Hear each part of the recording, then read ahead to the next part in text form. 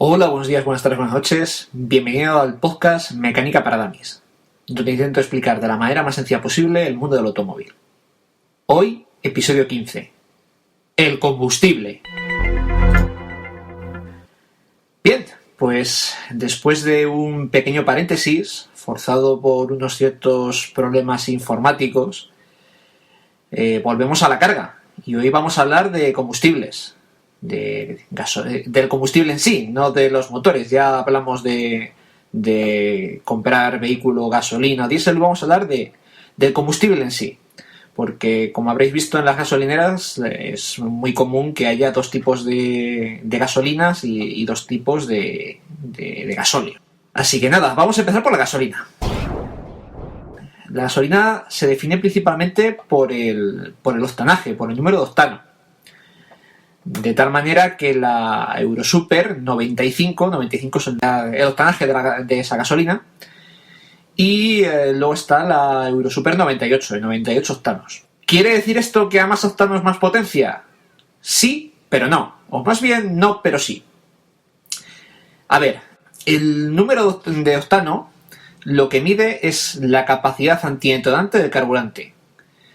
Esto es, la capacidad de la gasolina para no detonar por sí misma cuando se comprime dentro del cilindro del motor. En un motor de gasolina, la gasolina ha de detonar cuando la bujía da la chispa, no antes.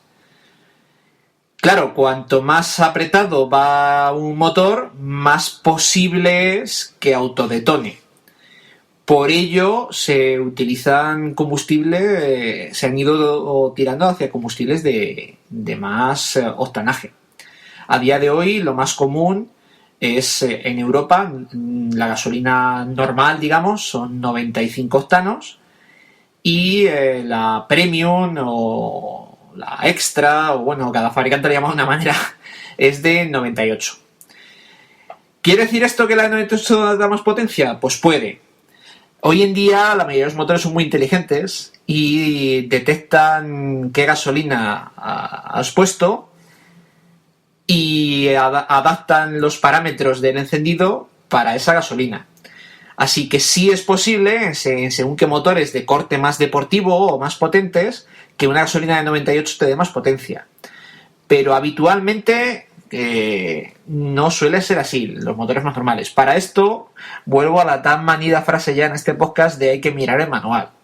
En el manual nos vendrá cuál es el combustible a emplear, si 95 o 98. ¿Quiere decir esto que un motor que necesita 98 no se le puede echar 95? Pues bien, si el motor es moderno, lo más probable es que no pase nada, simplemente habrá una pérdida de rendimiento porque adaptará el encendido a esa situación. Si el motor es antiguo, se puede dar problema de autodetonación. Lo de siempre, mirar el manual. En el manual todas estas cosas vienen cubiertas. Pero vamos a hacer un poco de historia. La primera gasolina comercializada en España no tuvo ninguna denominación particular. Esta era con plomo y de 85 octanos. En los años 80, con la evolución de los motores, se montó el octanaje a 91. Y a su vez se comenzó a comercializar una gasolina con plomo de mayor octanaje, de 97, que la denominaron gasolina super. Así, la anterior gasolina comenzó a denominarse paulatinamente como gasolina normal. De este modo, las gasolineras ofrecieron durante muchos años gasolina normal de 91 octanos y super de 97. En el 88 se empezó a comercializar en masa los motores que utilizaban gasolina sin plomo, con lo que comenzó la comercialización de las gasolinas denominadas sin plomo 95 y sin plomo 98, que es a estas a las que me refería ahora, que son las mismas que se usan hoy día. A mediados y finales de los 90, el uso de gasolina sin plomo comenzó a ser notablemente superior al de las gasolinas con plomo. Para que os hagáis una idea, a finales del 99, un 40% de todos los coches que circulaban por España usaban gasolinas con plomo. Por lo que a lo largo de la década fueron retiradas del mercado la gasolina normal 91, con menos demanda cada vez, quedando únicamente la gasolina Super 97 como gasolina con plomo. Cuando la Unión Europea puso normativa en la que se retirarían todas las gasolinas con plomo del mercado antes de enero del 2001, a España le concedieron una prórroga dada la cantidad de vehículos que consumían este tipo de combustibles con plomo que han existido en territorio nacional. Y es que la antigüedad del parque de vehículos de España es una constante. A partir de agosto de 2001 comenzaron a retirar paulatinamente la gasolina Super 97 con plomo. para finalmente, en enero de 2002, prohibir por ley la comercialización de cualquier tipo de gasolina con plomo. Por este motivo era muy común coches que todavía necesitaban gasolina con plomo tener que añadir un aditivo que solía encontrarse en las gasolineras. ¿Por qué un motor que no está preparado para gasolina sin plomo? ¿Por qué no está preparado? Pues bien, todo viene por los asientos de las válvulas. En un motor preparado para gasolina con plomo, si le echamos gasolina sin plomo, los asientos de las válvulas terminarían desgastándose y provocando un fallo mecánico en el motor. Por ello, para ello hay dos caminos: o desmontar el motor y reconstruir la culata para que acepte gasolina sin plomo, o echar el aditivo dichoso. Luego ya con el tiempo han aparecido las gasolinas, el bioetanol, en mayor o menor medida, existiendo el E15, esto es, la gasolina contiene un 15% de etanol por un 85 de gasolina, y el E85, que contiene un 85% de etanol y un 15% de gasolina.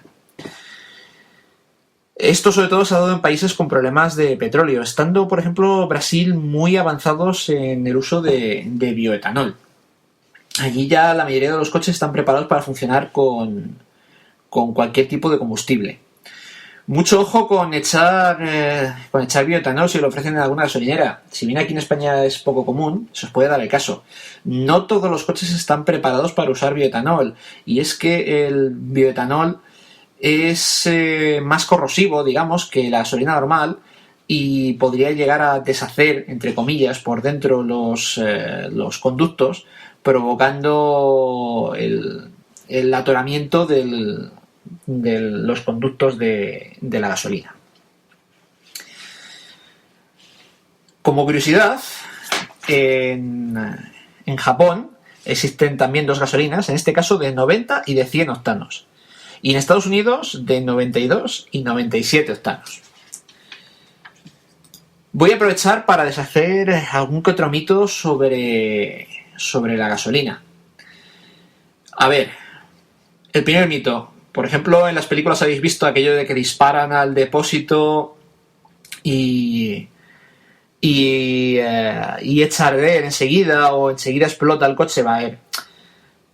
Para que explote un depósito de gasolina es verdaderamente complicado. La gasolina necesita una fuente de calor intensa, más que, por ejemplo, un cigarrillo, como se ha visto en algunas películas. Y es más, de hecho recuerdo un capítulo de Cazadores de Mitos, este docu-reality americano, en el que probaban este extremo.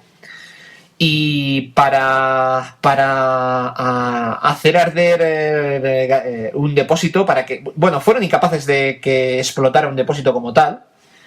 Sí que echar a arder, pero que explotara como tal, no.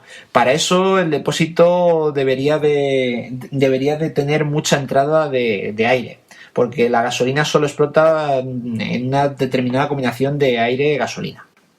Luego, otro mito es el de usar una o dos bolitas de naftalina en el depósito para subir el octanaje. Bueno, eso a día de hoy es absolutamente innecesario. Cuando se hacían estas cosas era porque las gasolinas eran verdaderamente malas. A día de hoy, con la calidad de los combustibles que tenemos, es, ya digo, absolutamente innecesario y casi ilógico. Otro mito es el de echar un poco de gasolina al diésel para que mejore el funcionamiento. A ver, sí que es verdad que la gasolina se congela a temperaturas muy bajas. Por ello, antiguamente se agregaba un poco de gasolina al diésel en época invernal para evitar que se congelase. Pero hoy en día se añaden aditivos anticongelantes al diésel y no es necesario mezclarlo con gasolina. Además, el gasoil tiene unas propiedades más altas de lubricación que la gasolina, por lo que a la larga arruinaríamos el propio motor, porque los inyectores y la bomba utilizan el propio gasoil como lubricante. Y ya que estamos, podemos hablar del gasoil.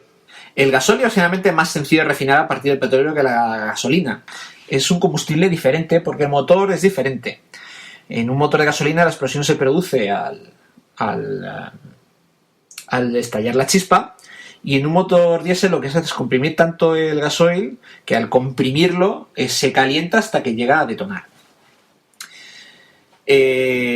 La gran diferencia es que el gasoil tiene un 12% más de densidad energética, por eso los motores diésel gastan menos por el propio combustible. Como curiosidad, los precios en origen de los distintos componentes obtenidos de la destilación fraccionada del petróleo dependen de las demandas relativas de cada uno de ellos. Si la demanda de gasolina es mayor que la de gasóleo, sobrará este último en las refinerías y bajará su precio. Si aumenta la demanda de gasóleo, subirá el precio en relación al de la gasolina, situación que se da en invierno, puesto que las calefacciones consumen gasóleo. Sin embargo, en estas cuestiones también intervienen los impuestos.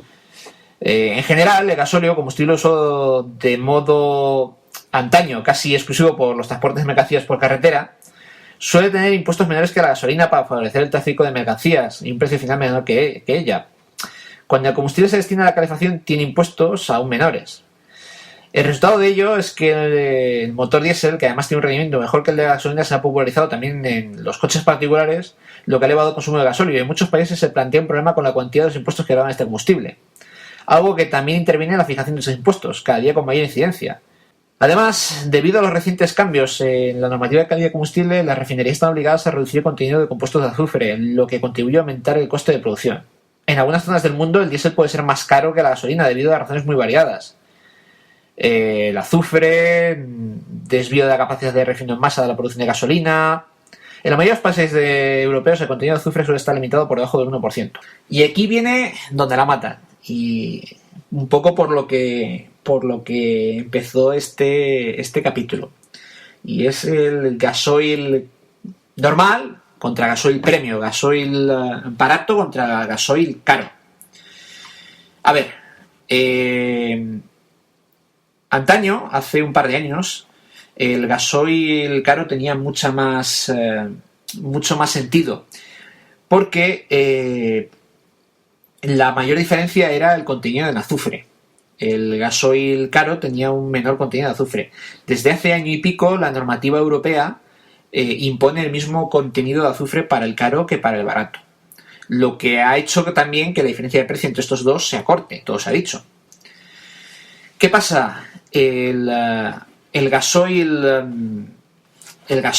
premium tiene una serie de aditivos que le dan mayores propiedades de lubricación, mayores propiedades detergentes, incluso según el fabricante tiene un índice de cetano mayor, que en teoría proporciona más potencia. Digamos que es un gasoil más refinado, más limpio, lo que hace que, sobre todo en motores más modernos, haga que el coche consuma menos. Mi hermano, por ejemplo, tenía un Volkswagen de 2005, diésel, y él empezó a usar gasoil del caro y descubrió que, sobre todo, ese gasoil caro le daba un poco más de potencia, un poco más de par a bajas revoluciones, lo que le permitía ir en ciudad con marchas más largas y le permitía gastar menos, bastante menos, lo suficiente como para no solo compensar la diferencia de precio, sino que incluso ahorrar. Con la ventaja de que además el motor acababa más limpio. Uno de los problemas de los coches que están mucho por ciudad, que hacen mucha ciudad, es la formación de carbonillas en los colectores.